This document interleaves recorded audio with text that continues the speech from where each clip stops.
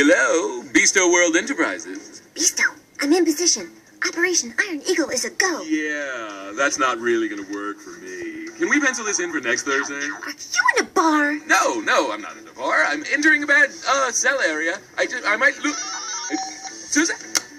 Yeah, I'm not gonna lie. Every time El Superbeasto's phone rang in that movie, it cracked me up. I don't know. There's something about it being a Rob Zombie movie, but his ringtone is a Styx song. Oh, hello. My name is Fu Manchu. Well, I've been a Rob Zombie fan ever since White Zombie first appeared on the scene. Yeah, I know that's probably controversial because a lot of people don't like him anymore because, I can just say one word. Halloween. Yeah, he messed that up.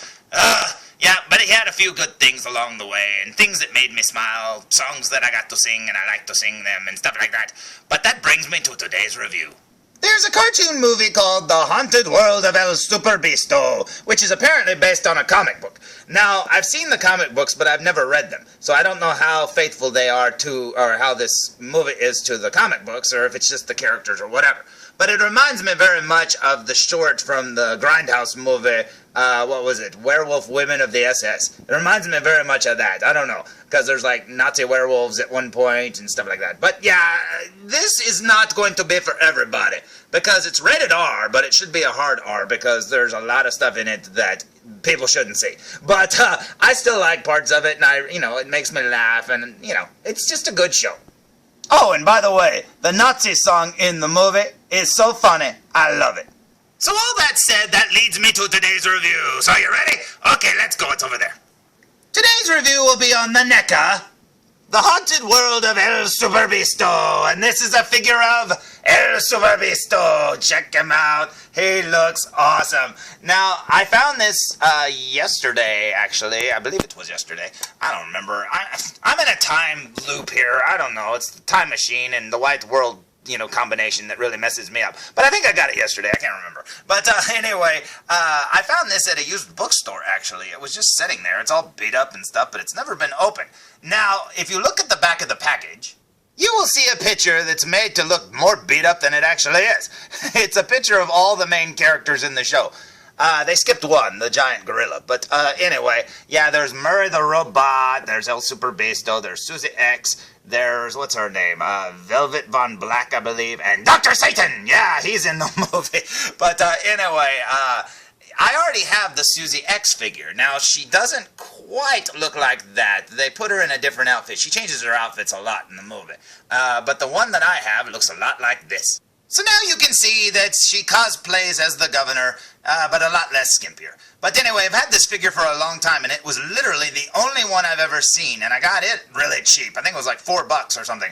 But anyway, I found it a long time ago, and I've never found El Superbeasto. And I know he existed, or I knew he existed because I saw him online, but I never bought him. But anyway, that leads me to today's review.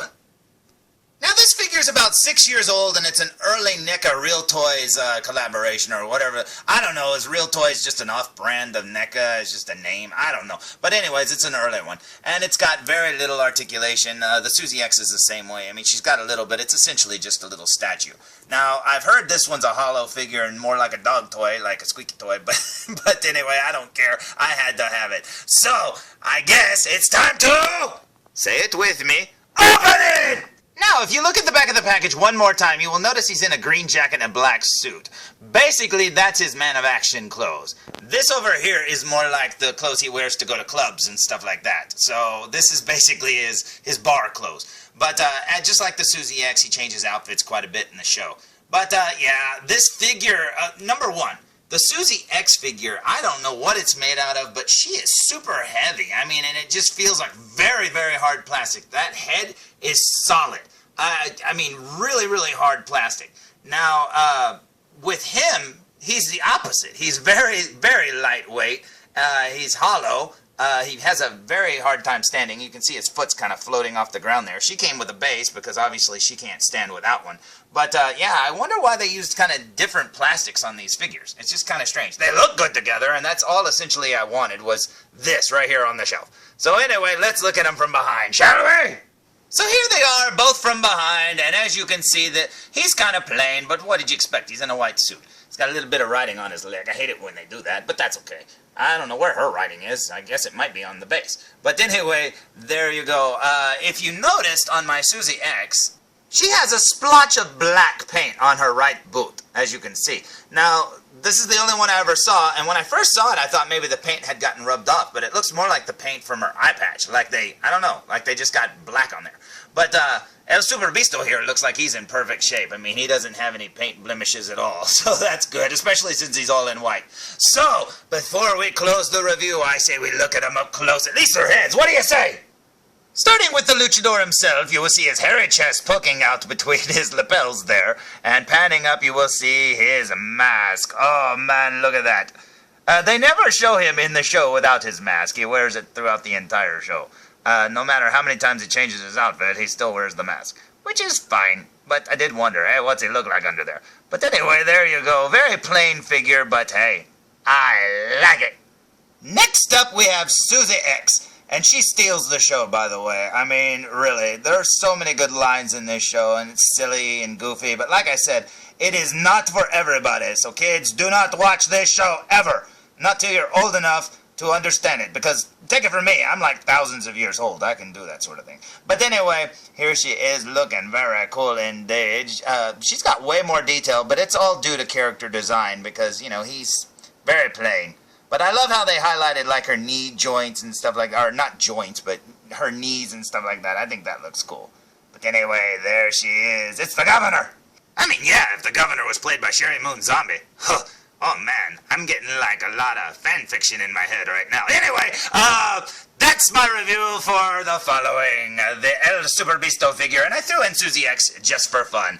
I think these figures are cool, and I'm very happy to have found Superbeasto because, you know, I had her for such a long time, and I know I've had her for a couple of years now. And like I said, I never had a Superbeasto, and I thought, this is what they need to do. They need to stand together on the shelf. I really wish they would have made more of the characters, too, to go with them. I mean, I think it would have been really cool. They would have translated really well. So, I guess that's all for today's review. Like I said, it's an acquired taste, but I'm just happy to have found the figure.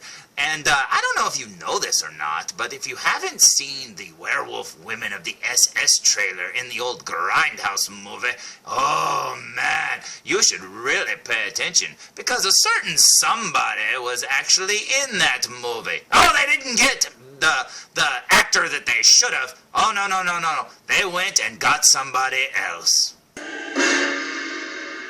And Nicolas Cage as Fu Manchu. This is my mission! So how could I not be a Rob Zombie fan? Until next time, tune in for more Nicolas Cage reviews! Wait a minute, that didn't sound right at all. Hold on a minute. Come on, felzbug, let's go!